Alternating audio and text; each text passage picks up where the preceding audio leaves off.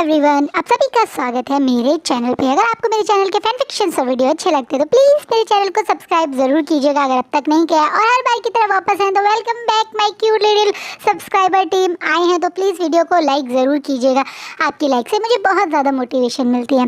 सो आज से हम एक न्यू फैन फिक्शन स्टार्ट करने वाले हैं। फैन फिक्शन स्टार्ट करने से पहले thank you so much guys मेरे लास्ट फैन फिक्शन को बहुत सारा प्यार देने के लिए। आई नो मुझे बहुत ज़्यादा व्यूज़ तो उस पर नहीं मिले, और उसके बाद मैंने थोड़ा सा एनालाइज किया और 2-3 चीज़ें नोटिस की। पहली चीज़, मेरे हनी ट्रैप के जो मैंने पुराने मतलब चैनल वाले जो फैन फिक्शन था उसकी वीडियो डाली तो बहुत सारे लोगों ने सब एक तरह से लोग मुझसे जुड़े और उन्होंने मुझे उस वाले फैन फिक्शन के लिए अच्छा कहा। इतना ही नहीं, मेरे पुराने सब्सक्राइबर्स जो हैं, जो ऑलरेडी मेरे से बहुत ज़्यादा कनेक्टेड है, ऑलमोस्ट मेरी फ्रेंड फैमिली बन चुके हैं, उन्होंने मुझे कमेंट में कहा कि हनी ट्रैप को दोबारा से सुनकर भी उन्हें वही इमोशंस दोबारा फील हुए। बहुत सारे लोगों ने कहा कि वो जो स्पार्क हमें हनी ट्रैप में मिला था वो स्पार्क हम कई बार आपकी स्टोरी में मिस करते हैं। मैंने खुद हनी ट्रैप को दोबारा सुना और समझने की कोशिश की कि क्या चीज़ है जो मैं मिस कर रही हूँ, और मुझे रियलाइज़ हुआ कहीं ना कहीं मैं अपने ओरिजिनल ट्रैक से थोड़ा सा हट गई थी। उसका कारण ये था कि लोग मुझे कहते थे मेरी स्टोरी में बहुत सैडनेस होती है, और मैं वो चीज़ थोड़ा कम करने लगी थी। मुझे लगता था मुझे सैडनेस नहीं डालनी है, सैडनेस और नहीं डालनी है, लेकिन कहीं ना कहीं मुझे रियलाइज़ हुआ कि वो मेरा जॉनर नहीं है। मतलब मुझे स्टोरी अपने हिसाब से लिखनी चाहिए। अगर उसमें सैडनेस है, मुझे लग रहा है कि मुझे इंक्लूड करना चाहिए तो मुझे करना चाहिए, घबराना नहीं चाहिए कि नहीं मुझे सैडनेस नहीं डालनी है। तो इसलिए इस स्टोरी में सैडनेस होगी। एडवांस में बता देती हूँ, जो लोग नहीं पसंद करते सैड स्टोरी सुनना या विंग को हर्ट देखना, वांगजी और विंग को बीच में मिसअंडरस्टैंडिंग या उन्हें हर्ट देखना या एक दूसरे को परेशान होकर करना, या जो आप नहीं पसंद करते, थोड़ा टॉक्सिक कहूँगी, लेकिन टॉक्सिक मेरे हिसाब से 2 तरह का होता है। एक टॉक्सिक होता है जिसमें आप फिजिकली किसी को हार्म करो, और एक होता है मेंटली आप किसी को हार्म करो, मेंटली किसी को पेन दो। तो इसमें आपको मेंटली पेन दिखेगा। तो मैं पहले ही एडवांस में बहुत सारे वार्निंग्स आपको दे चुकी हूँ, तो उसके बावजूद अगर आप सुनना चाहें तो ही फैन फिक्शन सुनिएगा, वरना कोई बात नहीं। बहुत सारे फैन फिक्शंस होते हैं जो इस समय यूट्यूब पे मैंने देखे हैं जिन्हें लोग नहीं पसंद करते, तो हो सकता है आप भी उनमें से लोग हो जो मेरे इस टाइप के फैन फिक्शन को ना पसंद करते हो। तो प्लीज़ आप हट ना मत हो ना, और दूसरा फैन फिक्शन सुन लेना। बहुत सारे मैंने लास्ट वाला मेरा बहुत स्वीट सा फैन फिक्शन था जिसमें सिर्फ स्वीटनेस ही थी, तो आप उसे सुन लेना, क्योंकि आज से हम एक टॉक्सिक, थोड़ा सा दर्द भरा, थोड़ा सा रेप पास्ट स्टोरी से रिलेटेड सुनेंगे। हाँ, यहाँ पे एक बहुत बड़ी पास्ट स्टोरी है और उसका साथ पूरी स्टोरी डिपेंड करती है। ये भी आइडिया मुझे मेरे एक सब्सक्राइबर ने दिया था कि क्यों ना हम लान कुरैन को ओमेगा बनाएं। वैसे ये दिमाग में मेरे बहुत पहले से था, और एक स्टोरी मेरे पास बहुत पहले से थी लैन कुरैन के ओमेगा से रिलेटेड, लेकिन मैंने उसे एक तरह से कहते हैं ना, वो थोड़ी टॉक्सिक है, लोग पसंद नहीं करेंगे, इसलिए इग्नोर कर दिया था। लेकिन जब दोबारा से मेरे प्यारे से क्यूट से सब्सक्राइबर ने मुझे याद दिलाया कि हम ऐसा करते हैं कि हम लैन कुरैन को ओमेगा बनाते हैं, तब मुझे याद आया कि मेरे पास तो है एक स्टोरी, तो क्यों ना मैं आप लोगों के साथ शेयर करूँ। तो आज मैं शेयर करूँगी। तो एक्चुअली मैं आज बात भी करना चाहती थी आपसे, बहुत दिन से मैंने बातें नहीं की थी। मेरा लास्ट चैनल का सारे फैन फिक्शन में इस चैनल पे अपलोड कर चुकी हूँ। एक तरह से थोड़ा इमोशनल थी कि मेरा लास्ट चैनल से अब एक तरह से मेरा पूरी तरह से अब गुड बाय हो चुका है। हनी ट्रैप दाती पूरे सारे फैन फिक्शन मैं कंप्लीट कर चुकी हूँ जो इस चैनल पे आ चुके हैं। तो थोड़ा सा इमोशनल थी, अपने साथ आपके साथ अपनी फीलिंग्स शेयर करना चाह रही थी, इसलिए आपके 3 मिनट वेस्ट कर दिए। चलिए अब स्टोरी पे आते हैं। इस स्टोरी के बारे में मैं आपको थोड़ा बता देती हूँ। ये हिस्टोरिकल है, ये ओमेगा वर्जन है। इसमें आपको अल्फ़ा बीटा ओमेगा जैसे टर्म्स सुनने के लिए मिलेंगे। यहाँ पे लान कुरैन के साथ कुछ ऐसा पास्ट में हुआ था जिसके कारण वो बहुत ज़्यादा ऊपर से सख्त बन चुके हैं, लेकिन अंदर से वो शायद ऐसे नहीं हैं। लेकिन कुछ है जो पूरी तरह से उनकी लाइफ और उनके सराउंडिंग के लोगों को डिस्टर्ब कर चुका है। वो क्या है ये तो सिर्फ लैन फैमिली जानती है, यानी लांग वांगजी, लान शिचैन, उनके फादर चिंगेजुन, मैडम लैन और लान कुरैन। इनके अलावा वो बात क्या है ये सीक्रेट आज तक लैंस को भी नहीं पता, पर कहीं ना कहीं कुछ ऐसा है जो सबकी लाइफ को बदलने वाला है। इस पूरे कल्टीवेशन वर्ल्ड के अंदर सब कुछ बदलने वाला है। चलिए जानेंगे ऐसा क्या होगा। कल्टीवेशन वर्ल्ड हमेशा से एक शांत जगह है। यहाँ पे आपस में सारे क्लैन एक दूसरे के साथ शांति से रह रहे हैं, ऐसा पूरे कल्टीवेशन वर्ल्ड को लगता है, पर असलियत कुछ और है। यहाँ सारे क्लैन अंदर से एक दूसरे के लिए क्या सोचते हैं ये कोई पता नहीं कर सकता है। पर एक चीज़ है जो लैन क्लैन ने खुलकर सबको बता रखी है कि वो वैन क्लैन से बहुत चिढ़ते हैं। वैन क्लैन और लैन क्लैन में बिल्कुल भी किसी भी तरह के कोई संबंध नहीं है, ना ही वो किसी संधि में एक दूसरे से बंधे हुए हैं। अधिकतर ये दोनों क्लैन एक दूसरे को बहुत ज़्यादा अवॉइड करते हैं। जहाँ एक तरफ अगर वैन क्लैन किसी प्रोग्राम का पार्ट बनता है तो उस जगह लैन क्लैन नहीं पहुँचता, और जहाँ लैन क्लैन पहुँचता है वहाँ पे वैन क्लैन नहीं पहुँचता। वैसे तो बहुत साल से लैन क्लैन ने एक तरीके से बाकी कल्टीवेशन वर्ल्ड से खुद को काट रखा है।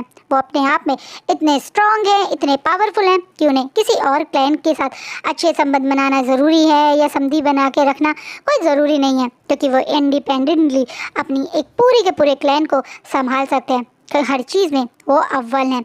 यहाँ तक कि बाकी क्लैन्स कई बार इस चीज़ में खुद को अनलकी मानते हैं कि वो पहले की तरह लैन क्लैन में पढ़ने नहीं जा सकते। एक समय था जब लैन क्लैन की दरवाजे सारे के सारे कल्टीवेशन वर्ल्ड के लिए खुले थे। अधिकतर सारे क्लैन के लोग वहाँ पे शिक्षा लेने आते थे। एक तरीके से लैन क्लैन के अंदर सिखाने वाली कल्टीवेशन स्किल की कोई टक्कर ही नहीं ले सकता। उनकी कल्टीवेशन स्किल सिखाने का तरीका, नॉलेज सबसे ज़्यादा स्ट्रॉन्ग है।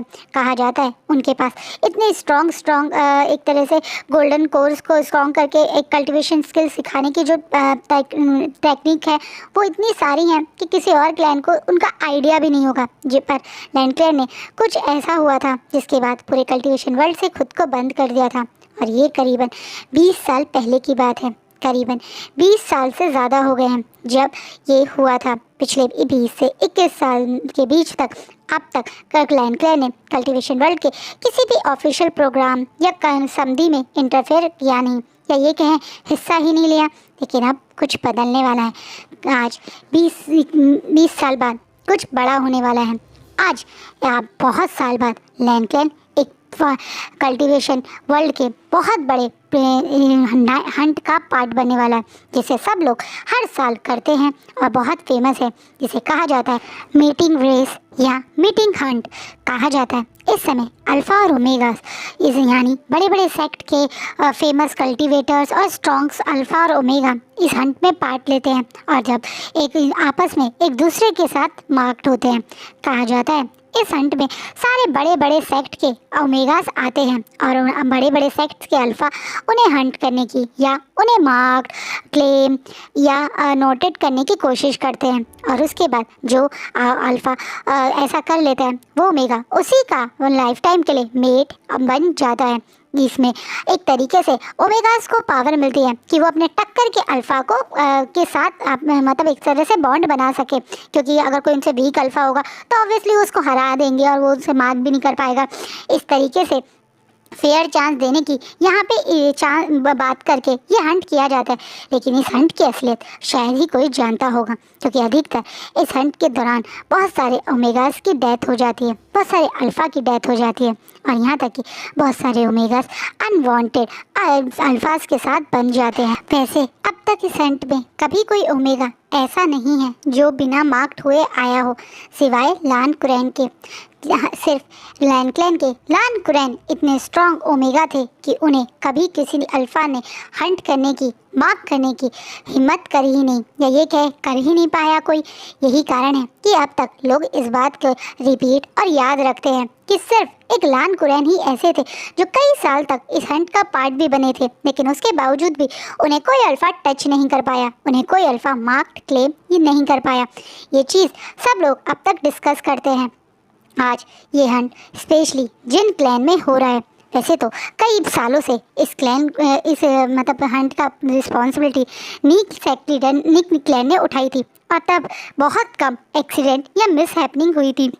ये अपने आप में बहुत बड़ी बात थी कि जब निक क्लैन ये करता था तो वो इतने अच्छे से सब कुछ मैनेज करता था कि कभी भी किसी अल्फ़ा या ओमेगा की डेथ नहीं हुई, कभी कोई मिस हैपनिंग नहीं हुई, कभी ऐसा नहीं हुआ कि किसी मतलब एक तरह से किसी ने रूल तोड़ा हो या कोई चीटिंग हुई हो, ऐसा नहीं हुआ।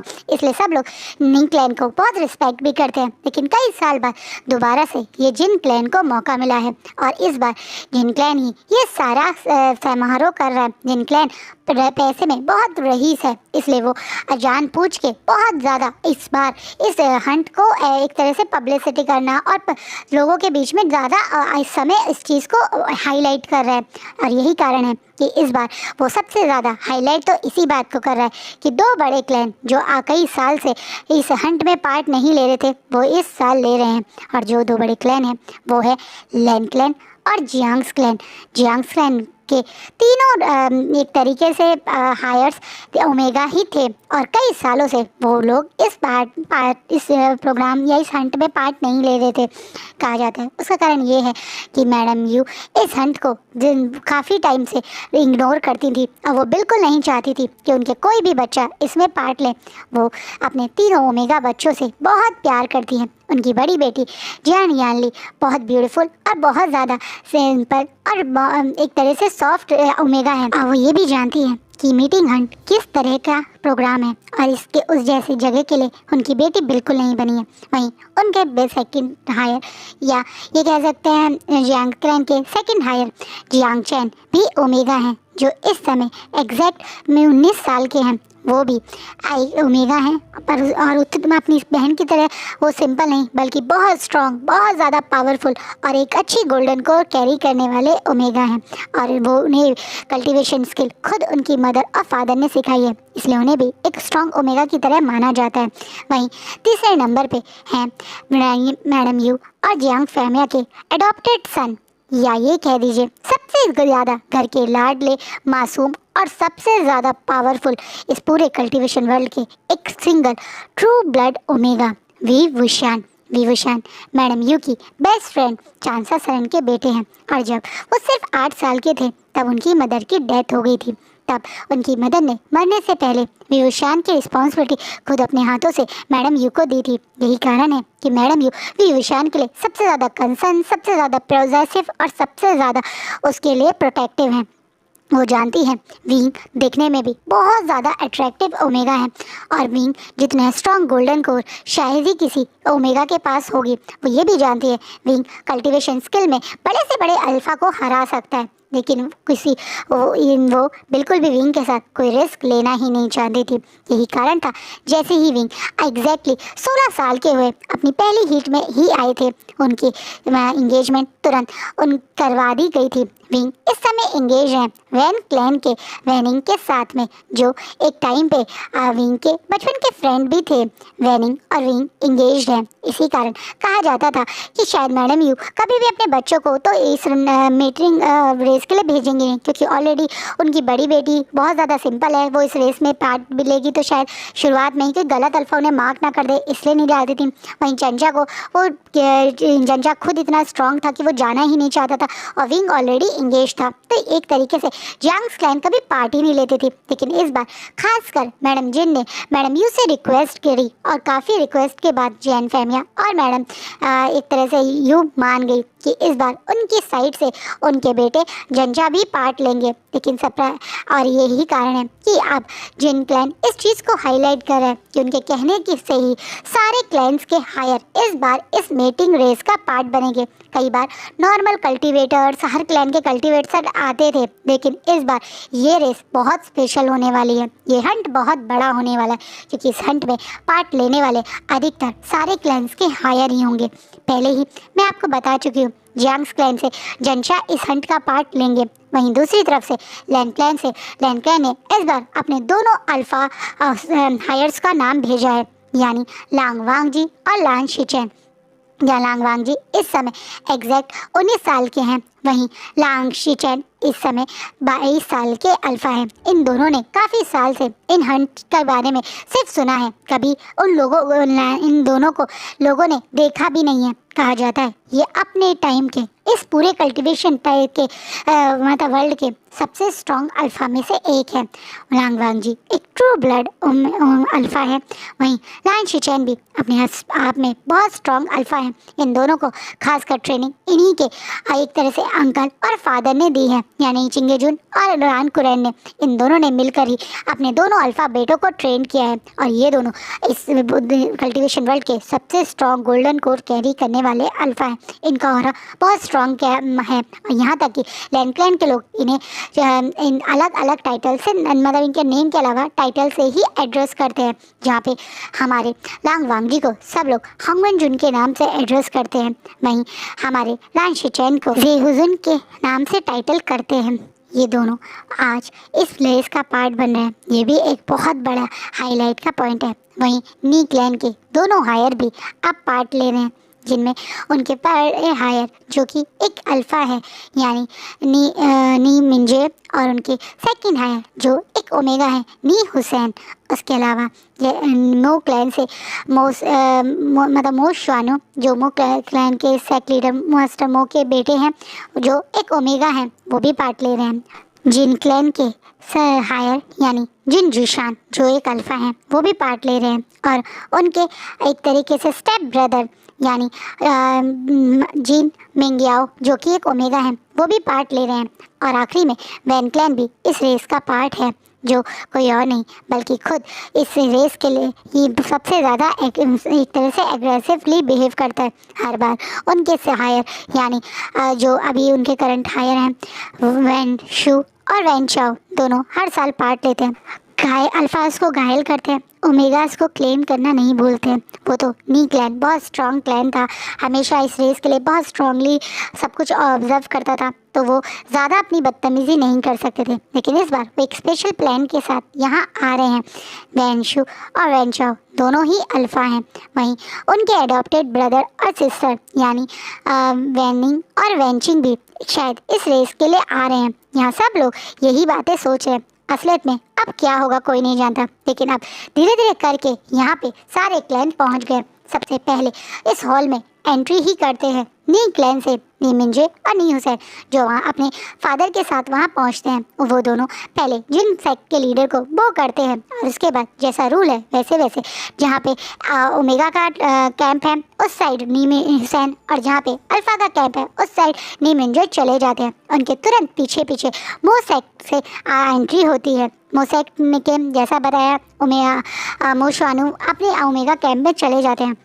सब लोग अब बैठ के कौन आएगा उसका वेट ही करते हैं, जब हॉल में दो दमदार अल्फ़ा अपने अंकल यानी लान कुरैन के साथ एंट्री करते हैं। लान कुरैन इस समय आगे चल रहे हैं और उनके पीछे पीछे उनके दोनों strong, beautiful, attractive and most powerful alpha nephew Lan Xichen Lan Wangji दोनों ही जैसे इस हॉल में एंट्री करते हैं तो सबकी नज़रें इन दो अल्फ़ा से हट नहीं पा रही है। बहुत सारे ओमेगास अब मन में खुद को कोस रहे हैं कि क्यों वो इस बार के मतलब एक तरह मीटिंग हंट में पार्ट नहीं ले पाए, क्योंकि इतने खूबसूरत अल्फ़ा को उन्हें मौका मिलता अपना अल्फ़ा बनाने का, वो भी ये बात सोच रहे हैं। वहीं अब लान कुरैन सीधा जिन गौनशान के पास आके वो करते हैं, और जिन गौनशान खुशी में बोलता है हमें बहुत खुशी हुई आपने इस बार हमारी इनविटेशन को एक्सेप्ट किया, ये जानकर हमें खुशी है कि आप हमारे बुलाने पे यहाँ आए। इस बात पे कुरैन अपनी एज यूजुअल कोल्ड ऑरा और अपने एक्सप्रेशन लेस फेस के साथ ही बोलते हैं हमें भी खुशी हुई कि आपने हमें इस रेस के लिए इनवाइट किया। हाँ, हम हर बार ये पार्ट नहीं लेना चाहते थे, लेकिन इस बार आपने ये रेस की है तो हम ज़रूर पार्ट लेना चाहते थे। वैसे भी हमें आप पे काफ़ी ट्रस्ट है, जिस तरीके से आपने सब कुछ मैनेज किया है उसे देख के लगता है कि इस बार का मीटिंग हंट बहुत अच्छा जाने वाला है। आपके होते हुए हमें कोई घबराने की ज़रूरत नहीं है। हम जानते हैं कि आपके होते हुए कुछ गलत नहीं होगा, कुछ भी का ऐसा नहीं होगा जो रूल्स के अगेंस्ट होगा। कहीं ना कहीं कुरैन जानबूझ के इस बात को बोल रहे हैं क्योंकि वो जिन गौनशान को ये महसूस करवाना चाहते हैं कि अगर जिन गौनशान ने कुछ गलत प्लान भी किया है तो लान कुरैन की नज़र उस चीज़ पे है। वहीं जिन गौनशान भी कुरैन की बातों को समझते हुए अब थोड़ा सा नॉर्मली वो करता है, अब बोलता है बिल्कुल आप हम पे ट्रस्ट कर सकते हैं। इस बार का मीटिंग हंट बहुत स्पेशल होने वाला है क्योंकि आप भी तो इसमें पार्ट ले रहे हैं। इस बात पे कुरैन ज़्यादा रिएक्ट नहीं करते और अपने दोनों नेफ्यू की तरफ देखते हैं और और उन्हें वहाँ से जाने का इशारा कर देते हैं। यानी जहाँ पे अल्फ़ा लोग हैं टेंट में हैं, वहीं दूसरी तरफ वो भी बाकी सेक्ट लीडर्स के साथ जाके खड़े हो जाते हैं, यानी नी सेक्ट लीडर और मो सेक्ट लीडर के साथ। कहीं ना कहीं यहाँ पे लैंड सेक्ट लीडर नहीं है, ये चीज़ वो दोनों लान कुरैन से पूछते हैं, जिसे लान कुरैन बताते हैं कि मैडम लैन की आखिरी मोमेंट में हीट आ गई थी, जिसके कारण उनके हस्बैंड उनके साथ वहाँ पर रहे और वो इस पर रेस का पार्ट नहीं बन पाए। वहीं हालात को समझते हुए बाकी लोग भी इस बात को अग्री करते हैं। कहीं ना कहीं अब इस जगह एंट्री किसी और की नहीं बल्कि जियांग सेक्ट की होती है। वहीं जियांग सेक्ट की जब एंट्री करता है तो लोग देखकर हैरान हैं, क्योंकि जियांग सेक्ट से मैडम यू और जियांग फैमिया ने, जैसा पहले सबको पता ही था कि जंचा इस रेस का पार्ट बनेगा, इसलिए वो उसके साथ तो आ ही रहे थे, लेकिन उसके साथ एक और ब्यूटीफुल ओमेगा भी एंट्री कर रहा है। ये कोई और नहीं बल्कि वी वुशान है। जंचा और वी वुशान सचमुच में बहुत ही ब्यूटीफुल है। ये दोनों बहुत स्ट्रॉन्ग ओमेगा हैं, ये चीज़ सब लोग जानते थे, लेकिन आज अपनी आंखों से इतने ब्यूटीफुल ओमेगास को देखकर यहाँ पे बहुत सारे अल्फ़ा मन में गिल्टी फील कर रहे हैं कि वो एज में छोटे क्यों नहीं है, क्योंकि ऑब्वियसली हर एक हंट का या प्रोग्राम की एक एज होती है। ऐसा तो नहीं है ना कि 25 साल के ओमेगा को कोई 50 साल का बूढ़ा क्लेम कर ले, नहीं, एक सर्टेन एज तक ही आप इस रेस में पार्ट ले सकते हो। शायद 25 के बाद कोई अल्फ़ा या ओमेगा इसमें फिर पार्ट नहीं ले सकता।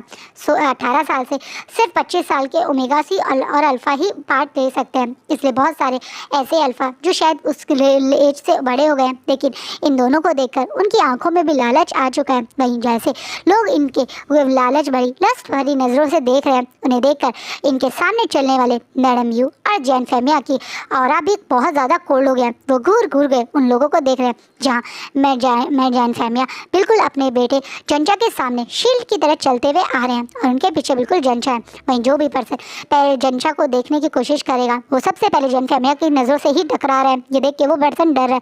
वहीं जैसे शील्ड की तरह जैन फेमिया जंचा के सामने चल रहे हैं, वैसे ही शील्ड की तरह मैडम यू वी वुशान के सामने चल रही है। जिस तरीके से वी वुशान को कोई भी देखने की कोशिश कर रहा है, उसके तुरंत बाद मैडम यू की गुस्से वाली नज़रें उसे टकरा ही रही हैं और वो तुरंत अपनी नज़रें नीचे भी कर रहे हैं।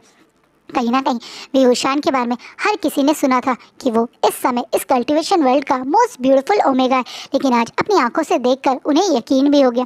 वी वुशान अपनी मदर और फादर के साथ ही वहां पहुंचा था, लेकिन जब वी वुशान की नज़र कोने में खड़े यानी पोडियम पे जहाँ पे जिन गॉनशान और मैडम जिन खड़े हैं उनके बिल्कुल साइड में खड़े हुए थोड़े दूर पे लान कुरैन पे पड़ती है, तो अचानक से वो अपनी मदर और फादर से हटके स्माइल करता हुआ लान कुरैन के सामने आ जाता है और एकदम से बोलता है, मास्टर लैन आप यहाँ पे आए हैं। और ये बोल के वो बहुत एक तरह से खुशी में 90 डिग्री का बो करके लान कुरैन को बो करता है। वहीं लान कुरैन इस ओमेगा को देखकर तुरंत इसे पहचान गए, वो भी यहाँ स्पेशली वी वुशान के लिए ही तो आए हैं। उनकी नज़रें वी वुशान को देखते ही उसे पहचान गई थी और अब वी वुशान उनसे स्पेशली मिलने आए हैं। वो ये देखकर थोड़ा हैरान होते हैं, लेकिन अपने चेहरे के एक्सप्रेशन बदलते नहीं। अब वी वुशान खुशी और एक्साइटमेंट में बोलते हैं, आपको नहीं पता पर मैं आपको बहुत एडमायर करता हूँ, आप मेरे आइडियल हैं। आप जितना स्ट्रॉन्ग ओमेगा मैंने कभी नहीं देखा। मैं हमेशा सुनता था कि आप जितना स्ट्रॉन्ग बनना नामुमकिन है, पर मैंने कोशिश करी है आप जितना स्ट्रॉन्ग बनने की। मदर हमेशा आपके बारे में मुझे बताती थी कि आपकी कल्टीवेशन स्किल सबसे अलग थी, यहाँ तक कि उन्होंने मुझे आपकी कल्टीवेशन स्किल भी सिखाने की कोशिश की है। मुझे ज़्यादा याद तो नहीं है, लेकिन हाँ मुझे इतना याद था कि आप मेरे मदर के काफ़ी अच्छे फ्रेंड थे। और इतना ही नहीं, आप एक बहुत स्ट्रॉन्ग ओमेगा हैं। आज तक आपको कोई अल्फ़ा हरा नहीं सका, यहाँ तक कि आपको मार्क करने की हिम्मत भी नहीं कर सका। तो आप बहुत ज़्यादा स्ट्रॉन्ग है और मैं आपको इस चीज़ के लिए बहुत एडमायर करता हूँ। मैं भी आप ही की तरह आज इस मेटिंग रेस का पार्ट बनना चाहता हूँ और आप ही की तरह कोई हर अल्फ़ा को हरा के इस रेस को जीतना चाहता हूँ। जब ये बात लान कुरैन सुनते हैं तो वो उनके चेहरे पे हल्की सी स्माइल आती है। वहीं साइड में खड़े मास्टर मो और मतलब एक तरह से नी सेक्ट लीडर थोड़ा शॉक होते हैं, क्योंकि वी वुशान इस रेस का पार्ट बनने वाला था। ये तो यहाँ खड़ा हर कोई जानता ही नहीं था। सबके लिए ये उतना ही बड़ा शौक था, यहाँ तक कि जिन गॉनशान और मैडम जिन भी एक दूसरे को देखकर इस चीज़ को समझने की कोशिश कर रहे हैं। अब मुझे अपनी ब्लेसिंग दीजिए ताकि मैं आपकी जगह आज ये टाइटल ले सकूँ, बिना मार्क्ड हुए इस रेस को जीतने वाला ओमेगा। इस बात पे लान कुरैन कुछ ज़्यादा रिएक्ट नहीं करते और स्माइल नॉर्मल ही बोलते हैं, तुम सचमुच में अपनी मदर के ही जैसे हो, काफ़ी शरारती। और हाँ, मैं चाहता हूँ कि तुम इस रेस में बहुत अच्छे से पार्ट लो। मैं जानता हूँ तुम सचमुच में एक स्ट्रॉन्ग ओमेगा हो। तुम्हारे ऑरा से ही मुझे फील हो रहा है और तुम ये रेस में अच्छा ही परफॉर्म करोगे। और ये बात बोलने के बाद कुरैन बहुत हल्के से विंग के सर को हल्का सा टच करके, जैसे उसे ब्लेसिंग दे रहा हूँ ऐसा करके, तुरंत अपना हाथ विंग के सर से हटा देते हैं। वहीं एकदम से मैडम यू वहाँ पे आती हैं और बोलती हैं, विंग तुम शायद भूल गए हो, पहले तुम्हें जाकर जिन गौनशान और मैडम जिन से भी मिलना चाहिए था। वो इस पूरे प्रोग्राम के होस्ट है, तो तुम्हें उनसे जाकर प्रो करना चाहिए। इस बात पे भी तुरंत ओ सॉरी मदर, आपको पता है ना मैं मास्टर लाइन को कितना एडमायर करता हूँ। उन्हें देखकर मुझे खुद पे कंट्रोल ही नहीं आया, इसलिए मैं उनसे यहाँ मिलने आ गया। और ये बात बोलने के बाद विंग स्माइल करता हुआ अब मैं अपनी मदर की तरफ देखने लगता है। वहीं वही एकदम से विंग के इस रिएक्शन पे मैडम यू स्माइल करती हैं। अब बोलती है, अब तुम जाओ और उनसे मिलो। जैसे ही विंग वहाँ से जाता है तो मैडम यू लैन से कुछ बात करने की कोशिश करती है, लेकिन वो उससे पहले कुछ बोल पाती लान कुरैन उन्हें पूरी तरह से इग्नोर करके जान पूछ के, जैसे वो उनसे बात नहीं करना चाहते हैं ये जताते हुए वहाँ से हट के कहीं थोड़ा सा दूर जाके खड़े हो जाते हैं, जिससे अचानक से मैडम यू की आंखों में हल्के से आंसू आते हैं, जो कि शायद किसी ने नोटिस भी नहीं किए होंगे। वो तुरंत अपने आप को नॉर्मल करके अब लान कुरैन की तरफ देखते हुए अपने पोडियम पे जाके खड़ी हो जाती हैं और अब उनकी नज़रें सिर्फ लान कुरैन पे हैं और वो मन में कह रही हैं, मैं जानती हूँ मैंने और चांसा ने तुम्हें सबसे ज़्यादा हर्ट किया है। एक समय था जब हम तीनों बेस्ट फ्रेंड्स थे। मुझे याद है हम दोनों की शरारतों को बावजूद भी तुम कभी भी हम पे गुस्सा नहीं होते थे, लेकिन आज तुम हमसे इतना गुस्सा हो कि आप तुम मेरी तरफ देखना भी नहीं चाहते।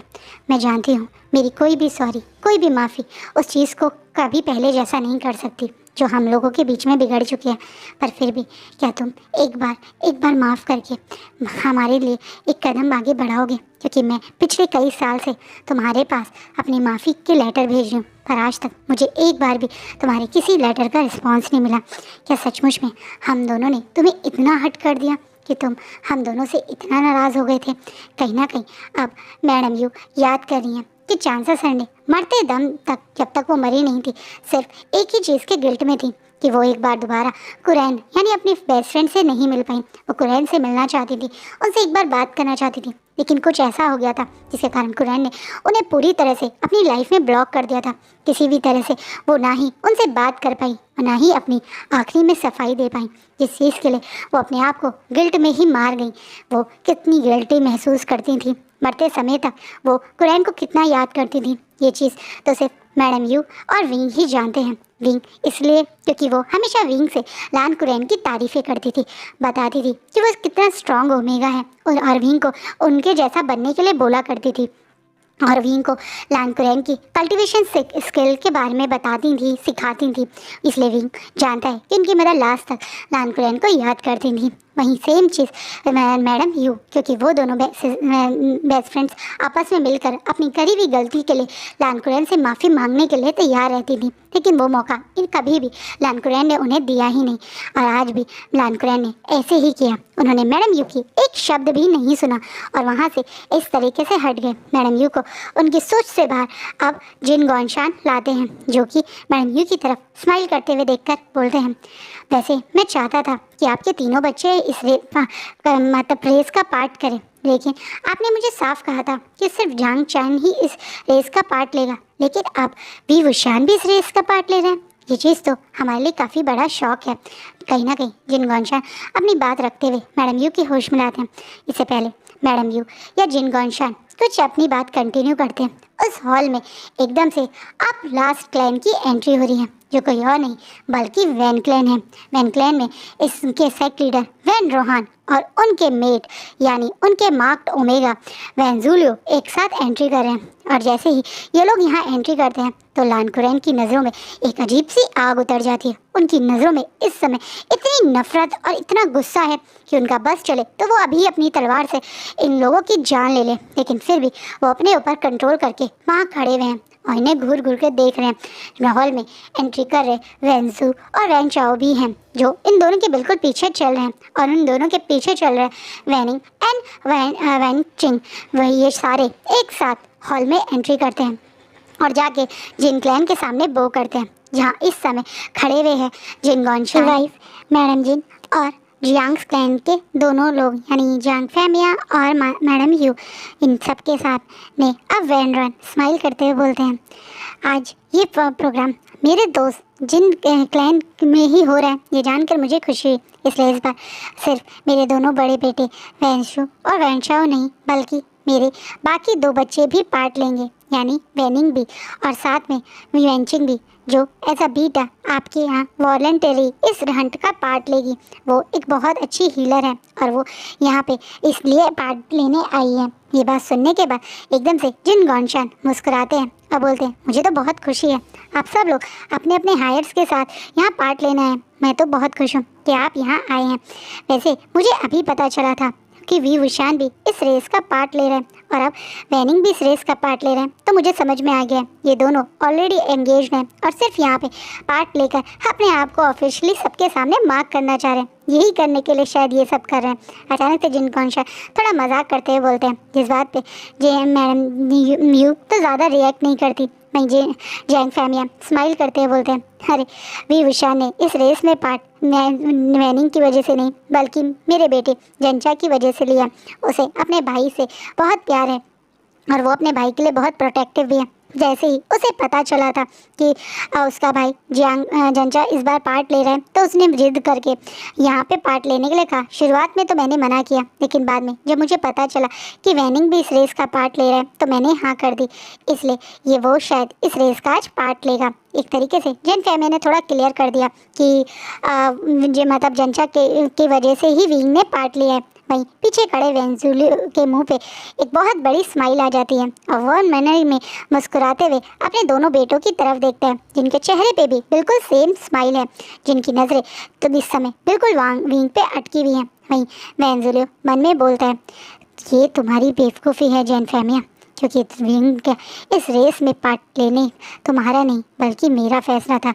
मैंने ही जानबूझ के जिन क्लैन में इस बार ये नाइट हंट रखा है और मैंने ही जानबूझ के तुम्हारे बेटे चंचा को इस रेस में पार्ट लेने के लिए मजबूर किया था, ताकि उसकी वजह से वी वुशान इस रेस में पार्ट ले। जो मैंने वी वुशान के लिए आज सोचा है वही होगा। कहीं ना कहीं वेंजुलियो स्माइल करता हुआ वो सोच रहा है कि उसको पता है कि ये सब कुछ उसके प्लानिंग से ही हो रहा है। वो बहुत कॉन्फिडेंट है कि जो वो चाहता है वो हो ज़रूर होगा। वेंजुलियो ने अपने दोनों बेटे वेंचाओ और वेंजू की ज़िद के कारण ही ये सब प्लान किया है। वेंचाओ और वेंजू की नज़र बहुत टाइम से विंग पे है। विंग बहुत ब्यूटीफुल और अट्रैक्टिव है और कहीं ना कहीं वेंचाओ और वेंजू को इस चीज़ की बहुत जेलसी है कि विंग जैसा ओमेगा इस कमज़ोर से अल्फ़ा यानी वैनिंग का एक तरह से एंगेज्ड है। वैनिंग से वैसे भी ये लोग प्यार नहीं करते, क्योंकि ऑब्वियसली वैनिंग और वेंचिंग एक तरीके से वैन रोहान के रियल बच्चे नहीं हैं, वो उनके अडॉप्टेड हैं यानी भाई के बच्चे हैं। और दूसरा वो उन्हें लगता है कि वैनिंग जैसे कमज़ोर अल्फ़ा को तो दुनिया में होना ही नहीं चाहिए था। वो तो वेंचिंग और वैनिंग को वैन रोहान काफ़ी प्यार करता है, इसलिए ये लोग डायरेक्टली कुछ कह नहीं सकते, पर हाँ मन में ये उन दोनों से बहुत जलते हैं। और ख़ासकर विंग की वजह से विंग को देखते ही इन दोनों की नज़र उस टाइम से विंग पर है और इन्होंने अपने फादर या एक तरीके से कह सकते हैं मदर वेंजुलियो को क्लियर बोल दिया था कि ये विंग को चाहते हैं और ऐसा हो कि वेंजुलियो से उसके दोनों बच्चे कुछ कहे और उन्हें ना मिले। इसलिए वेंजुलियो ने ये सब प्लान किया। उसने जानबूझ के पहले जिन क्लैन में ये हंट करवाया, फिर मैडम जिन के थ्रू जंचा को फोर्स करवाया और जंचा के कारण विंग को इसमें मार करने का लिए बोला। उसके दिमाग में एक प्लान है कि वो विंग के साथ आज इस हंट में क्या करने वाला है। अब वेंजुलियो तो अपनी सोच में ही था, तब मैडम यू विंग की तरफ देखती हैं और जंचा की तरफ देखती है और बोलती है, तुम दोनों को अब यहाँ से अपनी तैयारी के लिए करने जाना चाहिए। जिस बात पे वो दोनों वहाँ से निकल जाते हैं। जैसे ही विंग वहाँ से जाता है तो जाने से पहले वो एक बार दोबारा से लानकुडेन की तरफ देख के अपनी स्माइल पास करता है। जैसे वो लानकुडेन को देख के कितना खुश है और उनके आशीर्वाद को लेकर कितना खुश है वो दिखाना चाहता है। वहीं जैसे ही विंग लानकुडेन को देख के स्माइल करता है तो लानकुडेन भी उसको देख के हल्की से अपने चेहरे पर स्माइल लेते हैं और जैसे ही विंग वहाँ से मुड़ता है तो उनकी वो स्माइल पूरी तरह से डार्क हो जाती है और वो स्माइल करते हुए अब मन में बोलते हैं, वी वुशान, तुम्हें हमारा यहाँ आने का कारण सिर्फ तुम हो। मैं जानता था कि इस साल तुम इस नाइट हंट में या इस मीटिंग हंट में पार्ट ज़रूर लोगे। मैंने अपने दोनों नेफ्यू को स्पेशली यहाँ इसीलिए लाया हूँ। तुम देखना आज तुम हमारे साथ लैन क्लैन ही जाओगे। तुम्हारा अब हमारे क्लैन में आना तय है, क्योंकि मैंने यही सोचा है। कहीं ना कहीं सिर्फ वैन क्लैन नहीं है जो विंग के लिए यहाँ पे आया है या कुछ प्लान कर रहे हैं। कुछ ऐसा भी है जो वैंक्स के अगेंस्ट में लान कुरैन ने प्लान करा हुआ है। उनकी नज़र भी विंग पर है और वो भी कुछ प्लान के साथ यहाँ हैं। और आज का पार्ट यहीं रुकता है। सो कल देखेंगे वैंस या लैंस कौन अपने प्लान में सक्सेसफुल होगा और क्या सोच के लान कुरैन आज यहाँ आए हैं और क्यों वो विंग को अपने साथ ले जाना चाहते हैं। ये भी हम नेक्स्ट पार्ट में देखेंगे। आई होप आपको ये पार्ट अच्छा लगे। वैसे मैं आपको थोड़ा सा एक हिंट दे देती हूँ, यहाँ लान कुरैन विंग से कोई नफरत नहीं करेंगे, उसके साथ कुछ गलत करने का नहीं सोचेंगे। यहाँ वो नहीं है कि वो उसकी मदर का गुस्सा विंग पे उतारें। तो मैं पहले ही बता देती हूँ, आप एज्यूम करके ये सोच रहे हो तो ऐसा नहीं है, बल्कि कुछ और है जो आपको आगे पता चलेगा। आई होप आपको ये फैन फिक्शन अच्छा लगे। कैसा लगा फर्स्ट पार्ट कमेंट में ज़रूर बताइएगा। Thank you so much for your lovely support and comment and take care, bye.